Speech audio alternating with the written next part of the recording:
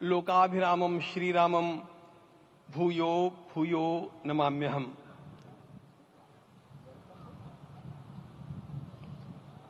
आज अंतःकरण अत्यंत उल्लास से, समाधान से और कृतज्ञता से भरा हुआ है। हमारा संपूर्ण राष्ट्र और पूरा विश्व भी आज भगवान श्री राम की प्रतिष्ठा से आलोकित होने का पर्व आरंभ हो चुका है। यह केवल एक मंदिर में एक मूर्ति की प्रतिष्ठा नहीं है, यह इस देश की अस्मिता, इस देश का स्वाभिमान और इस देश का आत्मविश्वास, इसकी प्रतीक्षा है। 500 वर्षों की प्रतीक्षा के पश्चात यह संभव हो सका। इसके जो अनेक कारण हैं, उनके ऊपर तो आलोक हमारे सारे सम्माननीय अभ्यागत डालेंगे ही। मैं केवल एक काम के लिए यहां पर खड़ा हूं, छोटा सा काम। कारण तो अनेक होते हैं, लेकिन अनेक कारण मिलते मिलते आखिर वे एक विशिष्ट स्तर तक पहुंच जाते हैं और उस स्तर पर कोई महापुरुष हम लोगों को उपलब्ध होता है और उस विभूति के कारण युग परिवर्तित हो जाता है। इस प्रकार का परिवर्तन लाने के लिए अपने जीवन को साधना पड़ता है और इस प्रकार जीवन साधने वाले हमारे इस देश की परंपरा के अनेक महान रत्नों में आज हम लोगों को समय की आवश्यकता, युग की आवश्यकता, सनातन के अंतःकरण की आवश्यकता के रूप में हमारे सम्माननीय प्रधानमंत्री जी प्राप्त हुए हैं।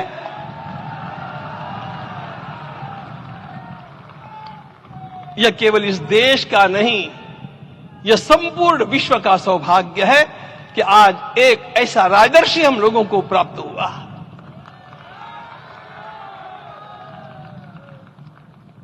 आपके मंगल हाथों से आज प्रतिष्ठा होने की बात थी, वह स्वाभाविक भी था, वो होना ही था मित्रों।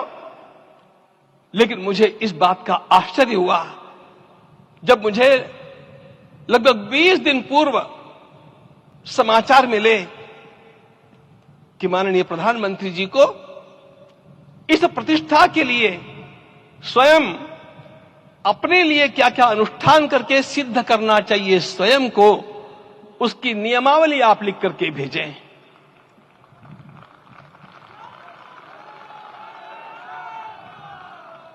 जिस प्रकार का हमारे देश का राजनीतिक माहौल है, कोई भी आकर के किसी भी समय कुछ भी कर्म करके चला जाता है, वो उद्घाटन हो, चाहे पौधारोपण हो, चाहे कुछ भी हो, लेकिन उसके लिए मैं अपने को सिद्ध करूं, इस प्रकार की भावना कहां होती है? यदि किसी ने पूछा तो मैं कहूंगा कि यहां होती है। भगवान श्री राम की प्रतिष्ठा करनी है। भारतीय जीवनादर्शों के सर्वोच्च आदर्श भगवान श्री राम है और इन समस्त जीवनादर्शों की प्रतिष्ठा करने के समान ही यहां की प्रतिष्ठा रही है। इसलिए एक महान विभूति को ऐसे लगा कि मैं अपने को भी साधूं। मैं कर्मणा मनसा वाचा, कर्म से, मन से और वाणी से अपने को उसके लिए शुद्ध बनाऊं, सिद्ध बनाऊं, और उसका मार्ग तप ही है। भगवद गीता ने कहा, यज्ञ दान तप कर्म न त्याज्यम कार्य में तप। तप से ही विशेष परिशुद्धि होती है। आज मुझे आपको बतलाने समय अंतःकरण गदगद होने की अनुभूति हो रही है। मैंने तो कहा था, हम लोगों ने महापुरुषों से परामर्श करके लिखा था, आपको केवल 3 दिन का उपवास करना है। आपने 11 दिन का संपूर्ण उपोषण किया। हमने 11 दिन एक मुक्त रहने के लिए कहा था, उन्होंने अन्न का ही त्याग कर दिया। महाभारत में कहा गया है अनशन यह सबसे बड़ा तप है, अनशन। और उसको उनके जीवन में साकार होते हुए मैंने केवल देखा नहीं, मैं थोड़ा तार्किक हूं। आपकी परम पूजनीय माता जी से मिलकर के मैंने उसको रिकन्फर्म भी किया था कि आपका ये अभ्यास 40 वर्षों का है। ऐसा तपस्वी कोई राष्ट्रीय नेता प्राप्त होना यह सामान्य बात नहीं है। वे इन दिनों में हमने कहा था कि आपको विदेश प्रवास नहीं करना चाहिए क्योंकि सांसर्गिक दोष भी आते हैं। विदेश प्रवास टाल दिया सांसर्गिक देशों के इस दोषों की संभावना के कारण, लेकिन दिव्य देशों का प्रवास ऐसा किया। नासिक से आरंभ किया, गुरुवायूर गए, श्रीरंगम गए, रामेश्वरम गए। इन सारे स्थानों पर जाकर के वहां के परमाणुओं को लेकर के और पूरी भारत माता के हर कोनों में जाकर के मानो वे निमंत्रण दे रहे थे कि आइए दिव्य आत्माओं, अयोध्या पधारिए और हमारे राष्ट्र को महान बनाने के लिए आशीर्वाद दीजिए।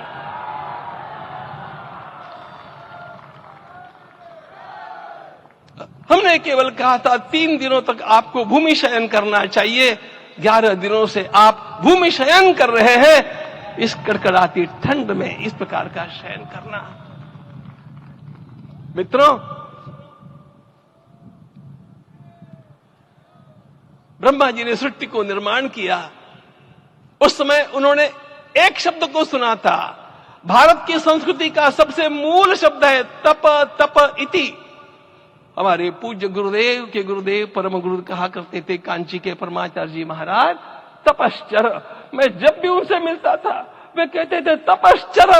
आज तप की कमी हो गई है और उस तप को हमने साकार आप में देखा।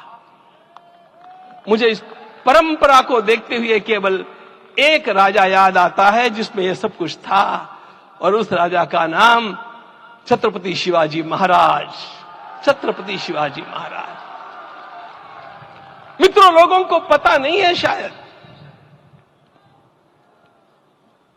वे स्वयं जब मल्लिकार्जुन के दर्शन के लिए श्रीशैलम के ऊपर गए, 3 दिन का उपवास किया, 3 दिन शिव मंदिर में रहे और महाराज ने कहा कि मुझे राज्य नहीं करना है, मुझे संन्यास लेना है, मैं शिव जी की आराधना के लिए जन्मा हूं, मुझे संन्यास लेना है, मुझे वापस मत ले जाइए।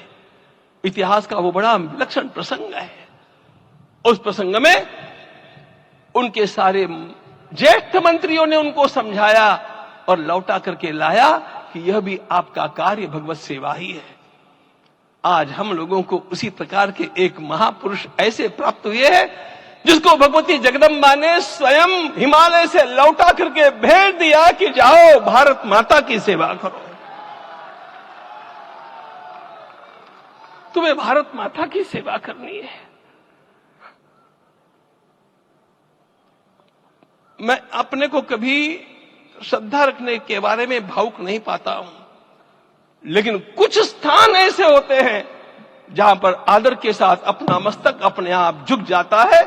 ऐसा एक स्थान हम लोगों को उच्च पदस्थ इस राजर्षि ने जब दिखाया तो मुझे छत्रपति शिवाजी महाराज के गुरु समर्थ रामदास स्वामी महाराज की याद आ गई। उन्होंने शिवाजी का वर्णन किया, निश्चयाचा महामेरु, निश्चयाचा महामेरु, बहुत जनासी आधारू, अखंड स्थितिता निर्धारू, श्रीमंत योगी, श्रीमंत योगी, श्रीमंत योगी। हम लोगों को आज एक श्रीमंत योगी प्राप्त हुआ।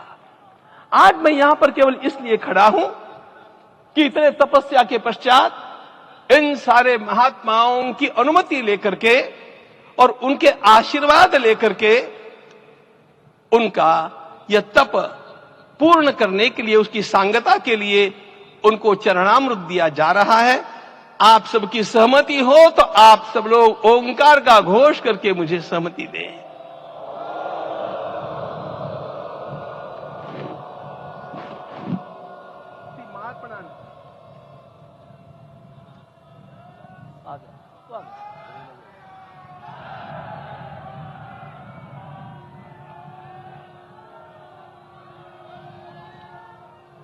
अपना उपवास पूर्ण कर रहे हैं माननीय प्रधानमंत्री जी। 11 दिवसीय उपवास को वो पूर्ण कर रहे हैं।